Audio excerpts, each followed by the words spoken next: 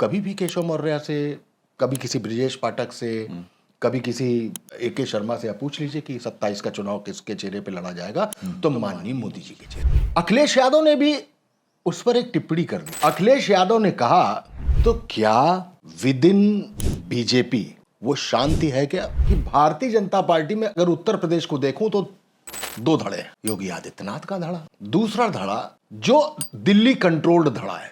केशव मौर्य जो दफ्तर चाहते थे वो दफ्तर उनको नहीं दिया गया, लेकिन वो उसी में जाके बैठ गए। क्रोध जो था वो आंखों और जुबान से निकलकर हाथों तक भी आ गया था। ये ही अदा है योगी आदित्यनाथ की। संगठन का सम्मान है, सेंट्रल का सम्मान है, लेकिन जो स्टाइल ऑफ पॉलिटिक्स है उसमें किसी का दखल नहीं चलेगा। अगर बाबा की नजर टेढ़ी हुई तो रवि किशन जो हीरो हैं वो तत्काल सिर्फ एक आइटम नंबर करके चले जाएंगे। वो बैठक चली है रात में 1 बजे तक, और 1 बजे के बाद फिर एक बैठक शुरू होती है अमित शाह जी के नेतृत्व में, और केवल 3 लोग रोक लिए जाते हैं। भारतीय जनता पार्टी ने दिमाग में एक बात बना ली है कि अगड़ा हमको छोड़ के कहीं जाने वाला नहीं है। ब्रजेश पाठक जी पत्रकार होते, 5 साल में संपादक हो जाते और 10 साल में चैनल मालिक हो जाते। मुझे आपकी बात से विरोध है। वो पहले ही साल चैनल के मालिक होते।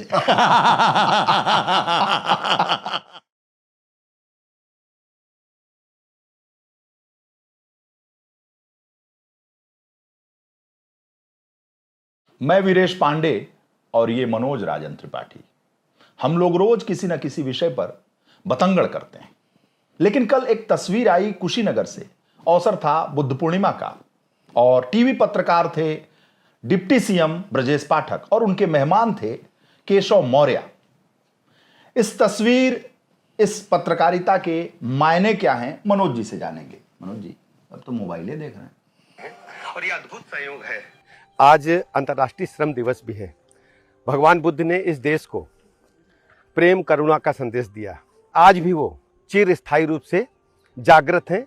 ये इस धरा पर आकर के महसूस हो रहा है। आदरणीय प्रधानमंत्री नरेंद्र मोदी जी के नेतृत्व में जिस ढंग से भारत आगे बढ़ रहा है, हम देश के नौजवानों से, प्रदेश के नौजवानों से कहना चाहते हैं, उठो जवानों तुम्हें जगाने क्रांति द्वार पर आई है। मोदी जी का बिगुल बजा है, जाग उठी तरुणाई है। नमो बुद्धाय। ऐसी पीटीसी मारे हैं, इसको रटे थे क्या? इसको जर्नलिज्म की भाषा, टीवी पत्रकारिता की भाषा में इसको पीस टू कैमरा कहते हैं। Piece to camera. Piece to camera यानी पीस टू कैमरा एक एडिटोरियल कमेंट होता है उस पूरी खबर के अंत का जी। तो इसमें कोई दो राय नहीं कि ब्रजेश पाठक जी का पत्रकारों से बहुत लगाव है जी। वो पत्रकारिता इंडस्ट्री में क्या क्या हो रहा है, कौन कहां जा रहा है, कौन कहां आ रहा है, इन सब में भी बहुत इंटरेस्ट रखते हैं और बड़े अपडेट रहते हैं बहुत। तो जब वो अपडेट रहते हैं, पत्रकारों से उनका मिलना जुलना रहता है, तो पीस टू करना तो उनको आता ही आता है। और सुनिए, कई बार व्यक्तिगत बातचीत में वो कहते हैं कि अगर मैं नेता नहीं होता तो पत्रकार होता। पत्रकार होता। तो मैं उनसे कहता हूं कि पत्रकार तो आप होते जरूर, लेकिन पत्रकारों की संस्था ही चला देते आप। तो दृश्य बहुत बेहतरीन था। साथ साथ केशव मौर्य जी, साथ साथ ब्रजेश पाठक, और ब्रजेश पाठक लगातार बोलते हुए अंत में पीस टू, जाग उठी तरुणाई है माननीय नरेंद्र मोदी जी के।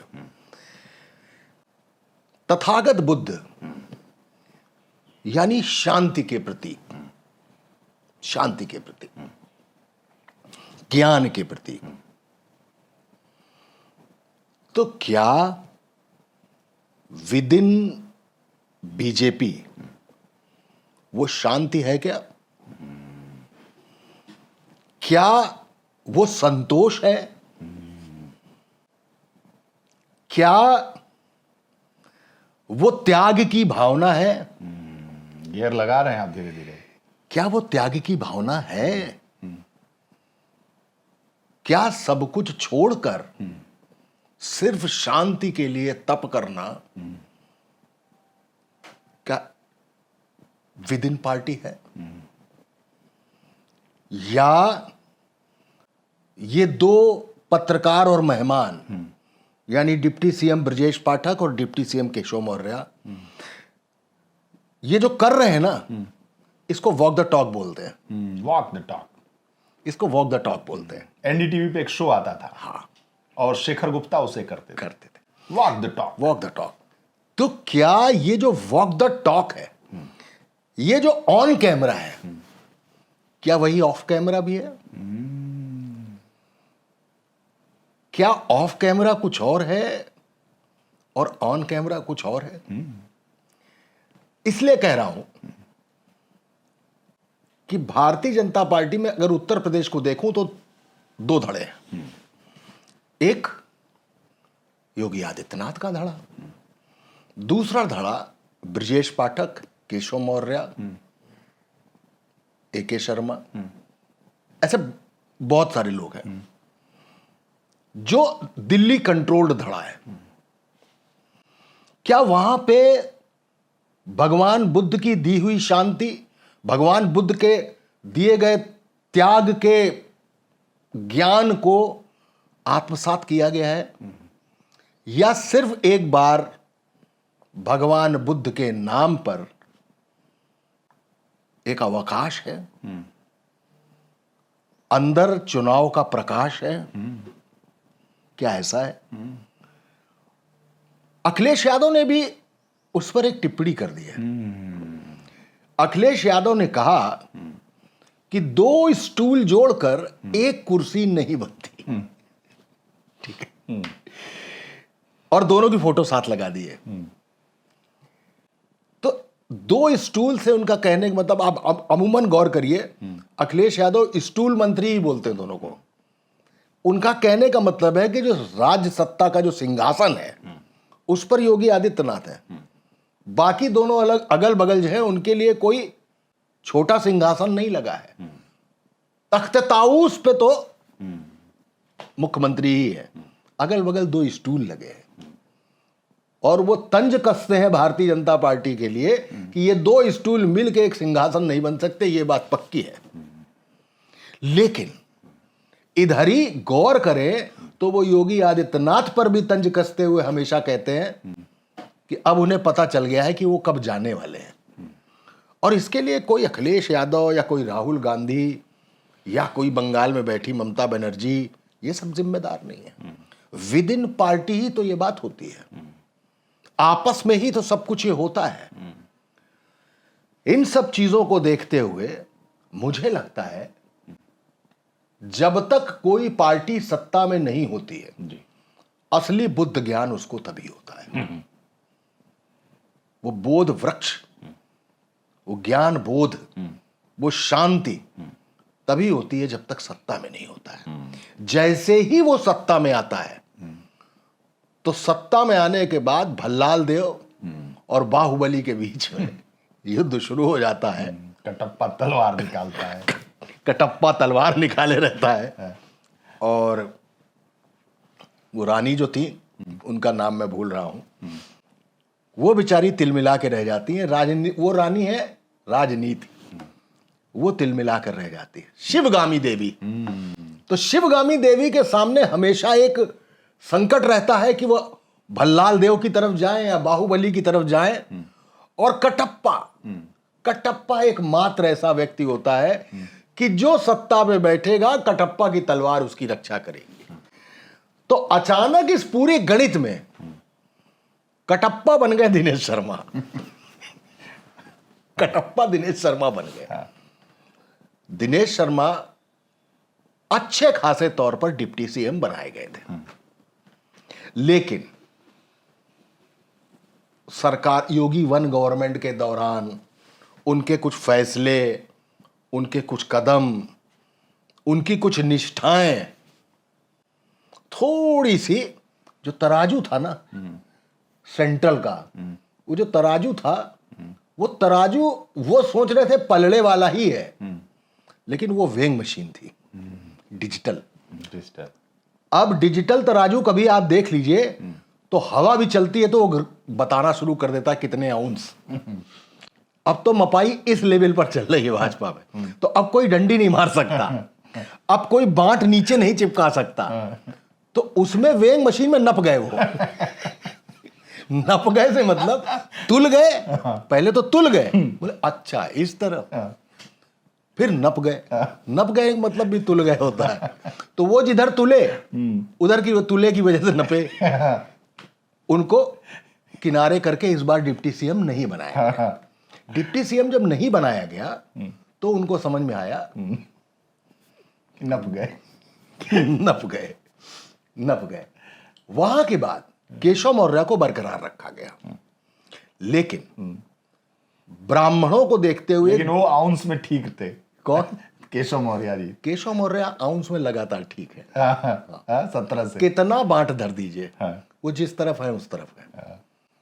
केशव मौर्य वो व्यक्ति हैं, जब अध्यक्ष रहते हुए उनको मुख्यमंत्री नहीं बनाया गया तो उनकी महत्वाकांक्षा को ठेस पहुंची, और किसी की भी होती है। आप भी जब रिपोर्टर बन के आए होंगे, या मैं ट्रेनी सब एडिटर बन के अखबार में आया तो सोचा था एक दिन संपादक बनेंगे। विश्वास मानिए कि जिस दिन संपादक बने होंगे तो आत्मा खुशी में रो दी होगी। तो किसी ने काफी अरसे बाद हाहाकारी बहुमत के साथ अपने नेतृत्व में, क्योंकि वो चुनाव सरकार के दम पे नहीं था, संगठन के दम पर था, अगर सरकार बना दियो तो बनता है उसका मुख्यमंत्री बनना। इसलिए केशव मौर्य को मैं गलत नहीं मानता। पंचम तल पे केबिन बनना शुरू हुए कि भाई ये इनका दफ्तर, ये इनका दफ्तर। केशव मौर्य जो दफ्तर चाहते थे वो दफ्तर उनको नहीं दिया गया, लेकिन वो उसी में जाके बैठ गए। वहां भी एक झंझट हुई। मतलब अगर मैं गलत नहीं हूं तो क्रोध जो था वो आंखों और जुबान से निकलकर हाथों तक भी आ गया था। लेकिन इसी बीच उदय हुआ कि दिनेश शर्मा ब्राह्मण, तो एक ब्राह्मण और बना दिया जाए। उसमें निकले ब्रिजेश पाठक, जो बहुजन समाज पार्टी से आए थे, और उनको बना दिया गया। लेकिन दोनों का जो कोटा सियासी तौर पे माना जाता है वो सेंट्रल के कोटे के। तो सेंट्रल कोटे में जब वो आते हैं,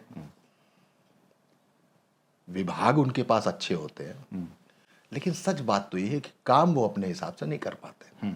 क्योंकि जितने भी सेंट्रल कोटे के मिनिस्टर बैठे हुए हैं उत्तर प्रदेश में, उन सब के कार्य प्रणाली को अंजाम देने के लिए जो कार्यपालिका है, वो ब्यूरोक्रेट तो मुख्यमंत्री को बैठालना है। उन्होंने कहा फाइलें इकट्ठा होती जाएंगी, जब तक चिड़िया ब्यूरोक्रेट नहीं बैठा लेगा तो फाइल उड़ेगी ही नहीं। वो फाइलें उड़ती ही नहीं है, सिरे से उड़ा दी जाती हैं। ऐसे में तो जितिन प्रसाद तो सेंट्रल चले गए सीधे, बोले बाबा बाबा रे बाबा, बाबा रे बाबा, बाबा रे बाबा तो ये लोग भी बोलते हैं। हाँ, बोलते क्योंकि प्रमुख सचिव इतने टेढ़े बैठा दिए। अरे बाप रे बाप, अरे बाप। लेकिन ये योगी आदित्यनाथ की ये बात तो आप मानेंगे ना कि जो निशाने पे है, जो बेअंदाज है, उसको ठिकाने लगाने का काम उनको आता है। एक उदाहरण दूंगा। सौरभ गांगुली कप्तान, वीरेंद्र सहवाग ओपनर, दोनों लोग खड़े हुए। स्कोर थोड़ा बड़ा था। सौरभ गांगुली ने वीरेंद्र सहवाग से कहा थोड़ा रुक के खेलना है हमें। जी दादा। आया टक से चौका। अच्छा ठीक है, बढ़िया मारा, अच्छा था, ठीक था, कठिन गेंद थी लेकिन मारा। अभी थोड़ा सा आराम से 4 रन आ गया अपने पास। टक से फिर चौका। दादा फिर आए बैट ठोकते हुए, फिर चौका। सौरभ गांगुली वीरेंद्र सहवाग के पास। वीरेंद्र सहवाग वो दादा समझाता जाए और वीरेंद्र सहवाग चौका लगाता जाए, और दादा कहे रुक के विकेट बचा के उसने चौके लगाता रहा। उसने आखिरी गेंद जो वास्तव में मारने वाली थी, वीरेंद्र सहवाग ने उसको वेल प्लेड टाइप के साल में टक से रोक दिया। वो दादा का सम्मान था। बाकी 5 गेंदों पे चौके थे। दादा का सम्मान था। दादा का सम्मान आखिरी गेंद पे था। तो ये ही अदा है योगी आदित्यनाथ की। संगठन का सम्मान है, सेंट्रल का सम्मान है, लेकिन अपनी जो स्टाइल है, जो स्टाइल ऑफ पॉलिटिक्स है, उसमें किसी का दखल नहीं चलेगा। आप कहते रहिए कि हम अब ओबीसी वाले लेवल पे खेलना शुरू करेंगे। आप कहते रहिए कि एके शर्मा को होम मिनिस्ट्री दे दो। अरे वहीं से तो झंझट है। आप कहते रहिए कि एके शर्मा को पावरफुल बना दो। बना तो दिया, पावरफुल पावर नहीं है बस। भाई ऊर्जा, एनर्जी, बिजली, मोटी भाषा में बिजली, ये जो बिजली आपके घरों में आ रही है उसके मंत्री एके शर्मा है। तो एके शर्मा साहब बतौर कैबिनेट मंत्री और एके शर्मा साहब नरेंद्र मोदी जी की आंख का तारा बाराबंकी के एक सब स्टेशन पर औचक निरीक्षण करने गए। सब स्टेशन पे कैबिनेट मंत्री नरेंद्र मोदी की आंख का तारा, जब वो गया तो उस सब स्टेशन की लाइट चली गई। फिर एक मोबाइल मंगाया गया, उसकी टार्च जलाई गई और एके शर्मा जी उस मोबाइल की टार्च की रोशनी में वो रजिस्टर चेक कर रहे थे सब स्टेशन में बैठ के। मुझे आज आर.के. लक्ष्मण जी होते तो इससे बेहतर कार्टून नहीं होता, इससे बेहतर का। पर नरेंद्र मोदी का करीबी, सब करीबी मतलब गुजरात कटर में काम किया है उस आदमी ने, वो प्रदेश का ऊर्जा मंत्री है और सब स्टेशन, पावर हाउस या ग्रिड का मुआयना करने नहीं गए थे। एक सब स्टेशन जैसे बीसीओ होते हैं उसका गए थे, वहीं लाइट नहीं थी और टार्च की रोशनी में रजिस्टर चेक कर रहे थे। इसके बाद बिजली कौन मांगता आपसे? क्या भैया, जब मंत्री जी के मुआयने में ही बिजली नहीं है तो हमको बिजली नहीं चाहिए, अपना प्रीपेड मीटर चेक करो। प्रीपेड। वहीं से एक लाइन मुझे समझ में आई, आपके प्लान की वैधता समाप्त हुई। समझ गए कि एके शर्मा क्या कर सकते हैं। तो ये दिल्ली कोटे के मंत्रियों के दफ्तरों में, भाई विधायिका, कार्यपालिका, वो कार्यपालिका जो है वो इतनी सख्ती से और सीधे सीएम सेक्रेटरीट के इशारे पर ही चलती है। उन्होंने इन सब लोगों को यूं कर रखा है, यूं कर रखा है। मैंने उस दिन भी कहा था, आज भी कह रहा हूं, आप कभी भी केशव मौर्य से, कभी किसी ब्रिजेश पाठक से, कभी किसी एके शर्मा से आप पूछ लीजिए कि 27 का चुनाव किसके चेहरे पे लड़ा जाएगा, तो माननीय मोदी जी के चेहरे पे लड़ा जाएगा। और वहां बुद्ध पूर्णिमा में भी केवल नरेंद्र मोदी जी का नाम था। अब देखिए, कहीं योगी जी का तो नाम भी नहीं था। अभी देखिए जो उन्होंने अपनी P2C में कहा है, पीस टू कैमरे में, पीस टू कैमरा में जो कहा उन्होंने, तो नरेंद्र मोदी जी तो कहा। जैसे रवि किशन से आप बात करिए, वो हर बात में कहते हैं प्रधानमंत्री माननीय नरेंद्र मोदी जी और मुख्यमंत्री माननीय योगी आदित्यनाथ जी, दोनों का नाम लेके चलते हैं। गोरखपुर का मामला है, गोरखपुर का वहां भी सब स्टेशन में बिजली गुल हो जाएगी, रजिस्टर चेक करना पड़ेगा। नहीं, वहां तो आप हीरो से आइटम सॉन्ग करने पे आ जाएंगे। अभी आप हीरो हैं क्योंकि बाबा डायरेक्टर हैं। अगर बाबा ने तय कर लिया, मतलब बाबा आदित्य धर है वहां के, बाबा ने अगर तय कर लिया, आदित्य धर धुरंधर वाले, तो बाबा ने अगर तय कर लिया कि अच्छा, अगर बाबा की नजर टेढ़ी हुई तो रवि किशन जो हीरो हैं वो तत्काल सिर्फ एक आइटम नंबर करके चले जाएंगे। ठीक है, उनको मालूम नहीं कि वो धुरंधर सिर्फ बाबा की वजह से है, इसलिए उनको दोनों को लेके चलना होता है। लेकिन आज भी देखिए जो पत्रकारिता की है ब्रजेश पाठक और केशव मौर्य दोनों लोगों ने, उस पत्रकारिता में भी नरेंद्र मोदी जी का नाम, या तो भगवान बुद्ध का नाम है या नरेंद्र मोदी जी का। और ये सब कुछ जो चल रहा है वीरेश भाई, इसके पीछे का जो सीरियस टॉपिक है वो ये है कि अब देश में भारतीय जनता पार्टी हिंदुत्व के मुद्दे पर लड़ने नहीं जा रही है। ये लड़ाई केवल बंगाल तक है, ये लड़ाई केवल बंगाल तक है, क्योंकि वहां पे ध्रुवीकरण करने वाली ममता बनर्जी भी है, तो वहां हिंदू मुस्लिम चलेगा। लेकिन उत्तर प्रदेश में अगर चुनाव लड़ रहा है तो सेंट्रल डिसाइड कर चुका है कि अब राजनीति पिछड़ों की और दलितों की होनी है।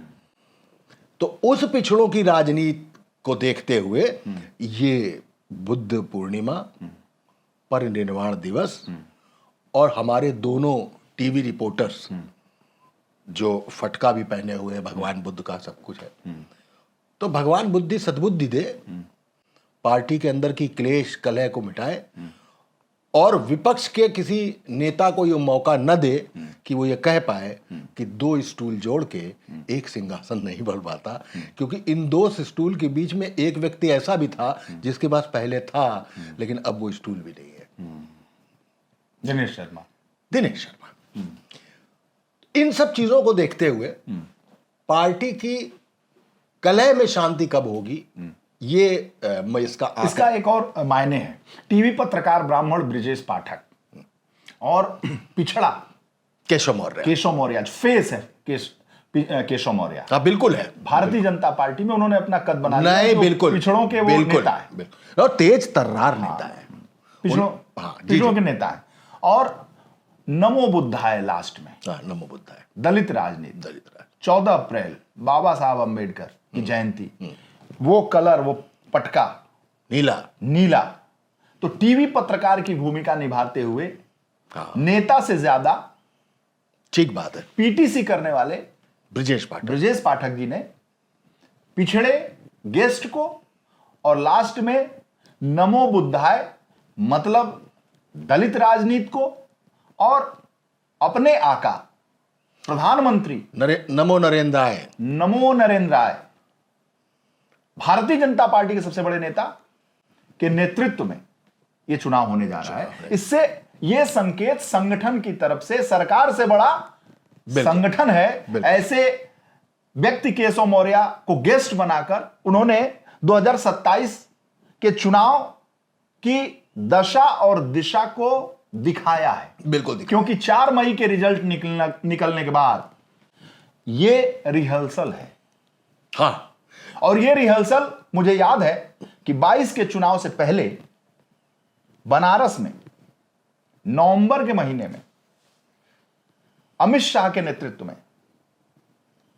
एक बैठक हुई थी। उस बैठक में भारतीय जनता पार्टी के मंडल अध्यक्ष से लेकर जितने भी अध्यक्ष हैं, प्रदेश अध्यक्ष तक, प्रभारी तक, धर्मेंद्र प्रधान भी उसमें बुलाए गए थे। और राधा मोहन सिंह जो उस वक्त भारतीय जनता पार्टी के प्रभारी थे, वो मौजूद थे। योगी कैबिनेट के सारे मंत्री मौजूद थे। योगी जी तो रहेंगे ही वहां पे। और वहां पर तय हुआ कि दिशा क्या होगी, और उस दिन दिशा तय की गई। और उस मीटिंग में मैं, सुनील बंसल जी भी थे, मैं भी चुपचाप वहां रिपोर्टिंग कर रहा था। तो नजर पड़ी सुनील बंसल की, तो उन्होंने मंच से कहा कि अरे भाई निकलिए, अब हम लोगों को रणनीति बनाने दीजिए। अब मैं पूछे जा रहा था, अंत में 2-4 नेता आए, कहे भाई हो गया आपकी रिपोर्टिंग, अब बाहर चलिए। लेकिन हम लोग कहां छुपने वाले, बाहर से देख रहे थे। अमित शाह जी उस मंच पर मंचस्थ हुए और मीटिंग शुरू हुई। उस वक्त धर्मेंद्र प्रधान भारतीय जनता पार्टी यूपी के चुनाव प्रभारी घोषित नहीं हुए थे, लेकिन बुलाए गए थे। जो भी दर्शक भारतीय जनता पार्टी से जुड़ा है वो उस मीटिंग को याद करता होगा। कहां हुआ था? बनारस के संकुल में, जिसे ट्रेड व्यापार के लिए प्रधानमंत्री नरेंद्र मोदी ने बनाया है, बड़ा सेंटर। बिल्कुल, यूपी कॉलेज के आगे। बिल्कुल। वहां सब मौजूद थे। उसमें अमित शाह जी ने बताना शुरू किया कि हम तैयारी ऐसे करेंगे। हां धर्मेंद्र, ऐसे करेंगे वैसे करेंगे। हां धर्मेंद्र, ऐसे करेंगे वैसे करेंगे। हां धर्मेंद्र केंद्रीय मंत्री थे। धर्मेंद्र चुनाव के प्रभारी नहीं थे, लेकिन धर्मेंद्र। और वहीं पर यूपी बीजेपी के प्रभारी थे राधा मोहन सिंह। उनसे एक बार उन्होंने बात नहीं की कि हां राधा मोहन जी। उस वक्त पता चल गया कि धर्मेंद्र प्रधान यूपी का चुनाव लड़ाएंगे।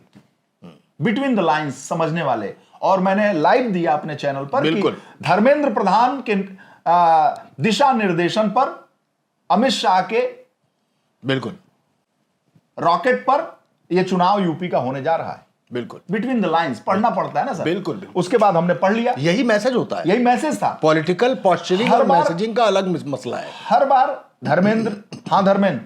अब धर्मेंद्र प्रधान केंद्रीय मंत्री, जिनका कोई प्रभार नहीं था यूपी में, हर चीज नोट कर रहे हैं। उसके बाद से बैठक होती है बनारस में। उस बैठक में ध्यान दीजिएगा, बहुत बड़ी बात कह रहा हूं क्योंकि मैं साक्षी था। मैं आपकी हर बात पे ध्यान देता हूं। वो बैठक खत्म होती है, बैठक खत्म होती है रात 8 बजे। 8 बजे सब लोग निकलते हैं, सब लोग निकलते हैं तो एक हमारे मित्र मंत्री जी भी हमको टकरा जाते हैं। हाँ। तो वो कहीं भी टकरा जाते हैं तो फिर वो हम उन्हीं के हो जाते हैं। अच्छा। अब वो हमारे हो जाते हैं। अच्छा। मतलब वो ना हमको छोड़ते हैं ना हम उनको छोड़ते हैं। तो वो जैसे देखे तो उन्होंने कहा अरे चलिए चलते हैं। तो हम भी अपना कैमरा माइक को एक सब थमा देते हैं दूसरे को कि ले जाओ भाई, हाँ अब हम तो हो लिए, हाँ मित्रता के नाते, अब मित्रता में कुछ भी खरीद लो। हाँ, ठीक बात है। तो मैं उनके साथ उनकी गाड़ी पे सवार होता हूं। खाना खाने हम लोग जाते हैं और खाना खाने के बाद हम लोग इंतजार करते हैं, फिर इधर उधर घूमते हैं। एक मीटिंग शुरू हो जाती है अमित शाह जी के नेतृत्व में। अमित शाह जी जब रुकते हैं तो बीएचयू के बगल में एक कोठी है, 2014 से रुकते हैं, ठीक है। अब आजकल ताज में कभी कभी रुकने लगे हैं, जहां वो राजा की जो कोठी बनी है जो ताज में अंदर, लेकिन ताज हेरिटेज, हाँ हेरिटेज में, तो वो ताज गंगेज में, तो उसमें एक बैठक शुरू होती है। उस बैठक में कौन होता है? उस बैठक में होते हैं धर्मेंद्र प्रधान, राधा मोहन सिंह, योगी आदित्यनाथ, सुनील बंसल, अनुराग ठाकुर और अमित शाह जी। ये सारे किरदार, और डिप्टी सीएम दिनेश शर्मा और डिप्टी सीएम केशव मौर्य इस बैठक में शामिल होते हैं। शामिल होने के बाद ये बैठक चलती है रात के 1 बजे तक। तब तक इन्हीं किरदारों में से धर्मेंद्र प्रधान और अनुराग ठाकुर को खोजते खोजते उस मंत्री जी के साथ हम लोग चले जाते हैं बरेका। बरेका मतलब आप जो डीएलडब्ल्यू का गेस्ट हाउस अच्छा, है जिसमें प्रधानमंत्री जी रुकते हैं। हाँ, ठीक है, आप देखते हो, प्रधानमंत्री जी वहीं रुकते हैं। तो पता चला कि धर्मेंद्र प्रधान जी, अमित शाह जी, अनुराग ठाकुर जी बरेका गेस्ट हाउस में रुके हुए हैं। उसी मंत्री जी के साथ हम बरेका गेस्ट हाउस में हो लिए। तो देखे कि कोई था ही नहीं, कोई था ही नहीं। फिर फोन पे मंत्री जी ने लगाया कि कहां है, लोकेशन लिया, बोले बस रुकिए। तब तक देखा कि अनुराग ठाकुर जी की गाड़ी आ गई। तो अनुराग ठाकुर जी आ गए तो हम लोगों ने मिलना शुरू किया, बातचीत, चाय पानी पिया। तो ये निकला उसमें से कि ये जो बैठक थी 12 बजे, उस बैठक में जो ये सुनील बंसल, धर्मेंद्र प्रधान, केशव मौर्य, अनुराग ठाकुर, अमित शाह जी, योगी जी और केशव जी, ये सब लोग जो थे, वो बैठक चली है रात में 1 बजे तक। और 1 बजे के बाद वो बैठक समाप्त हो जाती है चाय पीने के बाद। फिर एक बैठक शुरू होती है अमित शाह जी के नेतृत्व में। उसी वक्त कुछ बाहर कुछ अंदर नहीं, उसी वक्त, कोई बाहर कोई अंदर नहीं। फिर एक बैठक शुरू होती है और केवल 3 लोग रोक लिए जाते हैं। वही कह रहा हूं, कुछ बाहर कुछ अंदर। यस। उसमें से केशव मौर्य को कहा जाता है आप जाइए, उसमें से दिनेश शर्मा जी को कहा जाता है आप जाइए, उसमें से राधा मोहन सिंह जी को कहा जाता है कि आप जाइए, उसमें अनुराग ठाकुर को कहा जाता है कि आप जाइए। बंसल जी बचे, सुनील बंसल, अमित शाह और धर्मेंद्र प्रधान और योगी आदित्यनाथ के बीच एक और क्लोज बैठक शुरू होती है। और अनुराग जी से जब हम लोगों ने पूछा तो बोले हम तो बस चले आए बस। तो यहां तो पत्रकार का दिमाग है, तो दिमाग इसमें कैलकुलेशन कर लिया मैंने। तो बोले, हमने कहा कि, तो मंत्री जी ने पूछा कि धर्मेंद्र प्रधान जी कहां हैं? बोले धर्मेंद्र प्रधान जी अब 2 घंटे बाद आएंगे, अभी एक और बैठक चल रही है। और बैठक शुरू हो गई। तो पूछे कौन कौन? तो उसमें ये हैं। अब धर्मेंद्र प्रधान जी का इंतजार हम लोगों ने शुरू किया। अब रात के बज गए 3:30। 3:30 बजे भाई साहब मैं तो ऊँघता रहा, मैंने अरे कहां फंस गए हम, इतनी आदत है नहीं। 3:30 बजे चाय पे चाय। कुछ देर बाद, 1 घंटे बाद, 1.5 घंटे बाद अनुराग ठाकुर जी ने भी हाथ जोड़ लिया कि अब हमको भी सोने दीजिए। तो फिर हम लोग गाड़ी में इधर उधर करने लगे। 3:30 बजे धर्मेंद्र प्रधान जी फिर आते हैं। धर्मेंद्र प्रधान जी हमको देखते हैं, बोले पत्रकार को लेकर कहां टहल रहे हो मंत्री जी? अरे भाई तो हमने कहा वो पत्रकार नहीं हूं, मैं मित्र हूं अभी, क्योंकि मेरे हाथ में कोई झंडा नहीं है इस वक्त। हाँ, तो बोलने, हंसने लगे, बोले चाय पियो। फिर चाय पिए। तो बज गया 4:30, तो 4:30 बजे हम लोग उठे वहां से। धर्मेंद्र जी ने भी हाथ जोड़ लिया, भाई सवेरे फिर एक मीटिंग है अमित शाह जी के साथ, तो उस मीटिंग में वो गए होंगे। हम लोग आए अपना होटल में, सो गए।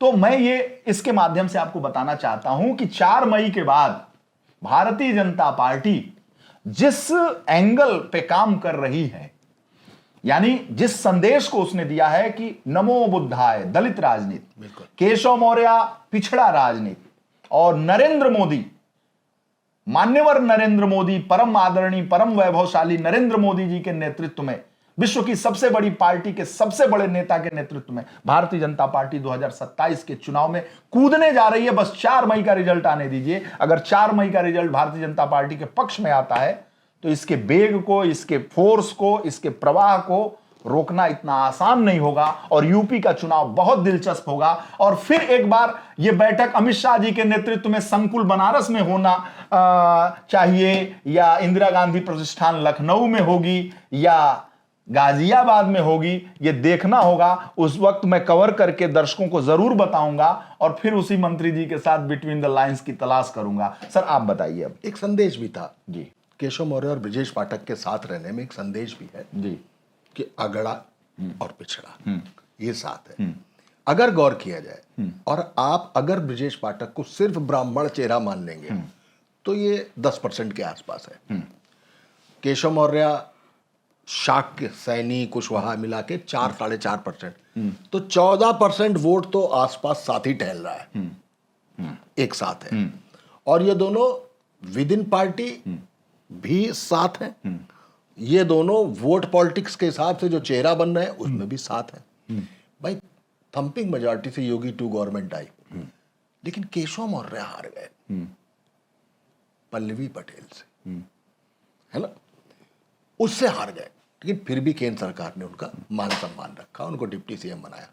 तो ये 14-15% जो वोट साथ में दिखा है आपको ब्रजेश पाठक और केशव मौर्य के साथ, लेकिन अगर इसमें गौर करें आप तो पिछड़े और अगड़े का कॉम्बिनेशन इस फ्रेम में आपको दिखाई दे रहा है, जिसमें बात पिछड़े की ही है।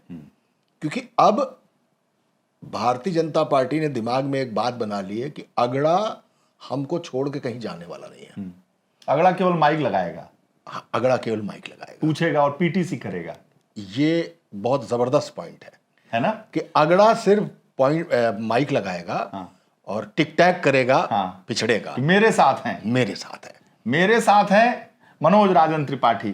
क्या बात। अब हमारे साथ हैं मनोज राजन त्रिपाठी। मैं इनसे जानने की कोशिश करता हूं। बड़ा दिलचस्प वाकया आपको सुनाऊं। राजू शुक्ला जी केंद्र सरकार में यूपीएम मंत्री थे, तो हम लोग एक बार इंटरव्यू में, बड़ा महत्वपूर्ण विषय पे इंटरव्यू करने की शुरुआत किया पार्लियामेंट में। हमने कहा कि हमारे साथ हैं राजू शुक्ला जी, तो उन्होंने बोला कि हम इनके साथ नहीं हैं। अरे हमने कहा हमारा फ्रेम खराब कर दिया आपने, मैं लाइव में हूं, कह रहे हमारे साथ नहीं है। तो फिर तो वही अगड़ा माइक लगाएगा और नेता रहेगा पिछड़ा दलित। कुल मिला के अगड़ा माइक लगा के पिछड़े की समस्या पूछेगा, यह है फ्रेम। पिछड़े की गत जानेगा, पिछड़े की बात समझेगा, ठीक है। इसमें पंकज चौधरी को जो बनाया गया तो कुर्मी बनाया गया, जी जी जी, पिछड़ा ही है। एक बात बहुत दिनों से चलती, ये मंत्रिमंडल विस्तार, अब मंत्रिमंडल। अच्छा, एक चीज इसमें जरूर सब लोग कल से चर्चा कर रहे हैं कि दोनों डिप्टी सीएम ने एक बार योगी आदित्यनाथ मुख्यमंत्री का नाम ही नहीं लिया। ये चर्चा कर रहे हैं लोग, आपने ट्विटर पे भी देखा होगा, ट्रेंड कर रहा है, आप कमेंट्स में भी देखिए। मैं शायद पहले भी कह चुका हूं कि नरेंद्र मोदी जी नमो बुद्धाय, नमो नरेंद्राय, नमो बुद्धाय, ये अंतिम पिस्टू थी। मैं ब्रजेश पाठक कुशीनगर से, ये पिस्टू है उनकी। उसमें योगी जी का नाम नहीं ही लेना, कब लेते हैं? केशव मौर्य ने तो कहा था कि सरकार से बड़ा संगठन है। केशव मौर्य ने ही तो अभी मुक्तेश्वरानंद को, इतने मुख्यमंत्री की इतनी नाराजगी के बावजूद उनको भगवान शंकराचार्य चरणों में प्रणाम जाइए और अपना अनशन तोड़ के अब जाके स्नान करिए, एक नहीं 2-2 3-3 मिनट का। क्या बटुकों को जो चोटी पकड़ पकड़ के खींच खींच के मारा गया था, क्या उन्हीं बटुकों का चरण प्रक्षालन ब्रजेश पाठक ने नहीं किया? क्या ब्रजेश पाठक ने वो जवाब नहीं दिया कि बटुकों के साथ मारपीट अक्षम्य अपराध है? यही कहा ना। कौन है जो अविमुक्तेश्वरानंद से नाराज है? योगी आदित्यनाथ ना। तो योगी आदित्यनाथ नाराज है, लेकिन दोनों डिप्टी सीएम उस नाराजगी के मुतालिक कुछ नहीं कर रहे हैं, बल्कि वो कर रहे हैं जो लगभग विपक्ष अविमुक्तेश्वरानंद के साथ खड़ा हो गया था। सेंट्रल भी खड़ा था, सेंट्रल भी साथ खड़ा था बैकडोर से। तो इन सारी बातों के बाद कौन लेगा योगी आदित्यनाथ का नाम? क्यों लेगा भाई? अभी कहीं एक चर्चा आई थी कि वो उनके यहां सबकी तस्वीरें लगी हुई हैं, लेकिन योगी आदित्यनाथ की तस्वीर नहीं लगी है ब्रजेश पाठक के यहाँ। बड़ी कोई चर्चा आई थी इस तरीके की, और हालांकि उन्होंने सफाई भी दी कि दूसरे ड्राइंग रूम में लगी है।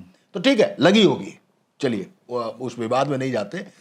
आप जब भी केशव मौर्य से पूछ लीजिए कि क्या अगला चुनाव योगी आदित्यनाथ जी के, हम सब कार्यकर्ता हैं, तो माननीय नरेंद्र मोदी के चेहरे पर चुनाव लड़ा। सर ये बताइए, आप भी दिनेश शर्मा जैसे ब्रजेश पाठक को नापना चाहते हैं क्या? नहीं, ब्रजेश पाठक अपनी तोलाई में कमजोर नहीं है। वो कहां तुले हैं किसी के साथ? वो सिंपल, उनका पलड़ा इसी तरफ है, वो सिंपल सेंट्रल की तरफ। इसीलिए तो पीटीसी कर रहे हैं वो, इसीलिए पीस-टू कर रहे हैं। नमो नरेंद्र। हाँ, इसीलिए पीस-टू कर रहे हैं। वेइंग मशीन पे वो कहीं गड़बड़ नहीं है। वेइंग मशीन पे केशव मौर्य भी गड़बड़ नहीं है, एके शर्मा भी गड़बड़ नहीं है, दयाशंकर जी भी गड़बड़ नहीं है, नितिन अग्रवाल भी गड़बड़ नहीं है। सारे लोग, कोई गड़बड़ नहीं है इसमें। तो आप क्या ब्रजेश पाठक कच्चा खिलाड़ी समझते हैं कि दिनेश शर्मा जैसे नपा जाएंगे? पीटीसी गड़बड़ नहीं होगी उनकी। दिनेश शर्मा जी की कैलकुलेशन गड़बड़ा है। पीटीसी गड़बड़ नहीं होगी। आप ये जान लीजिए कि अगर ब्रजेश पाठक जी पत्रकार होते तो केवल रिपोर्टर नहीं होते, 5 साल में संपादक हो जाते और 10 साल में चैनल मालिक हो जाते। मुझे आपकी बात से विरोध है। वो पहले ही साल चैनल के मालिक होते।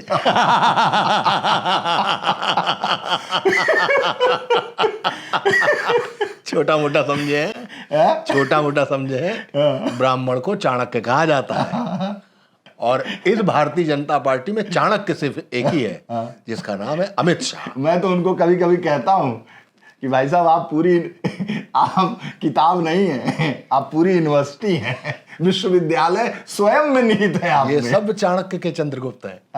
ये सब चाणक्य के चंद्रगुप्त है। अच्छा। हाँ, सब चाणक्य के आपने अभी बात कही ना, उसी बात को मैं जरा सा 2 सेकंड के लिए आगे कर दूंगा।